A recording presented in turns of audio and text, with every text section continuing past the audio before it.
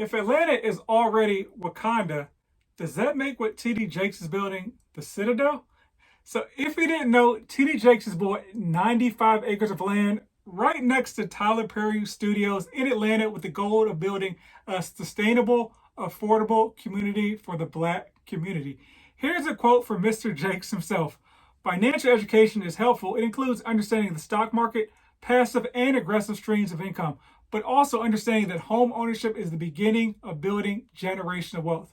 One thing that young people don't realize, there's so many things you can do when you own that you can't do when you rent. So in today's episode, we're going to break down the community itself, why he's building it, the African American home ownership rate, and some credit and job programs he's put in place to make the community sustainable.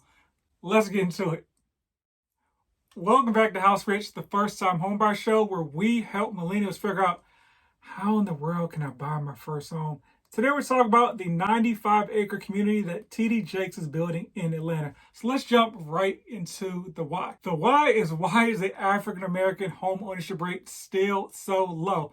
Back in 1968, the home ownership rate was about 42%. The importance of 1968 is that's when the Fair Housing Act was passed, with the goal of eliminating discrimination in housing based on race. Up until then, it was literally legal and government policy to discriminate against minorities based on where they lived. Back then, the home ownership rate was about 42% amongst African Americans. And today, it's all the way up to 45%. So it's barely gone up 3%. And our white counterparts are at about 75% as a point of reference. So let's talk about some of the reasons for that gap. So, of course, discrimination still exists. There's no law you can put into place to eliminate discrimination. Also, the history of our family not owning homes is very important too, because if you go back to 1968, where the Fair Housing Act was passed, that means that most likely your grandparents did not own their own home. So therefore, your parents probably didn't own their own home. So you or your parents are probably the first one in that generation to be able to jump into home ownership. So there are a lot more first-time homeowners in the African American community. And a lot of things, for better or for worse, are like monkey see, monkey do when it comes from learning to your friends,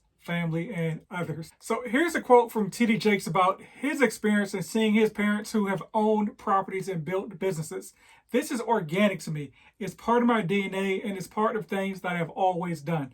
Beyond the communities that we built prior to TDJ Rev, which is T.D. Jakes Real Estate Ventures, it gave me some experience and equity and understanding the crisis that we're facing. So this is somebody who has the experience of seeing something happen, but also the combination of the resources to do something about it. Now, they haven't broken ground yet, but the goal for the community is to have single-family homes, townhomes, apartments, basically a mix of properties. It was very important to Jakes to have a mixed income area. So it's not just, hey, this is low to moderate income housing, or just for the middle classes, or it's just for like a high dollar community, next to Tyler Perry's place. It's for the whole community to intertwine. Because from his experience, that has had the best experience as far as community development. Because the most importantly is for community. And another thing that is very, very important that I saw there, he's going to have like hospitals and grocery stores in the community as well. Because what's the point of a great community if there's no resources? I mean, you can just have a bunch of houses in the middle of nowhere, but if you got to drive 30 minutes, 60 minutes into town to find a grocery store or a hospital, like, who would really want to live there?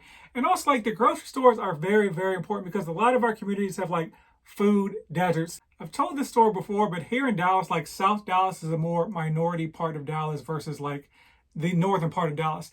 And so HEB, which is a store in Texas that everyone loves, they finally made their move to the Dallas market. And would you guess they skipped right over the South Dallas market, who was offering $3 million to build a grocery store in their food desert. So there's clearly demand for their food there. Went to basically northern Dallas and they're building like 3 grocery stores north of Dallas, further north and further north. So the lack of grocery stores, or more importantly, the availability of good food from those grocery stores, is something that a lot of our communities seem to be lacking, because for whatever reason, grocery stores don't want to build in our communities.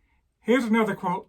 We want to create a living space that includes green space, biking, trails, and healthier food, and covenants in our properties that protect us from the loan sharking and things that have been as pervasive as cancers, eating into the fabric of the African American community.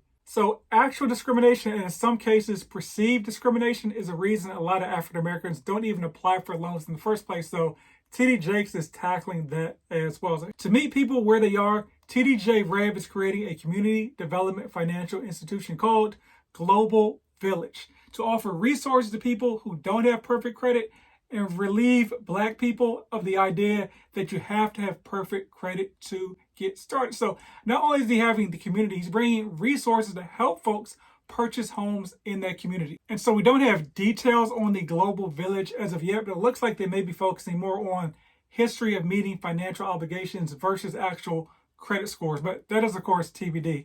And also educating people on the basic requirements for home ownership that are not as high as a lot of people think. Here's a quick breakdown. You can see other episodes for more details. FHA loan minimum requirement is a 500 to a 579 if you want to put down 10%. 580 and above is 3.5%. But really you want to be around a 620 or 640 because you'll get hammered on the interest rate for anything under that. Conventional loan, the minimum requirement is a 620, but you really want to be around a 640, 660, and really 680 and above is where you get the best pricing there. Minimum down payment is 3.5%, and then VA, USDA, NACA, no minimum requirement, but for USDA and VA, you're most likely going to need around a 620, 640 credit score. Now back to the community. All right, the last quote from T.D. Jakes. We're due those opportunities and we're due those chances. We're also acquiring some pre-existing multi-income facilities. That's no property taxes, where it's feasible to make sure there's a hand up for workforce and underemployment people to have access to adequate living, as well as people who are gainfully employed. So he's not only bringing the community, the resources, the education, but also opportunities for folks to work that want to work, and folks, more importantly, well, I don't know more importantly, but important folks that are underemployed and can be doing more with their skill set. Seems like a pretty cool community. Let me know what you think. I'm a realtor here in Dallas, but can help you in all 50 states if you're looking for a referral. So buy land like T.D. Jakes did. Rumor has it they're not making any more of it.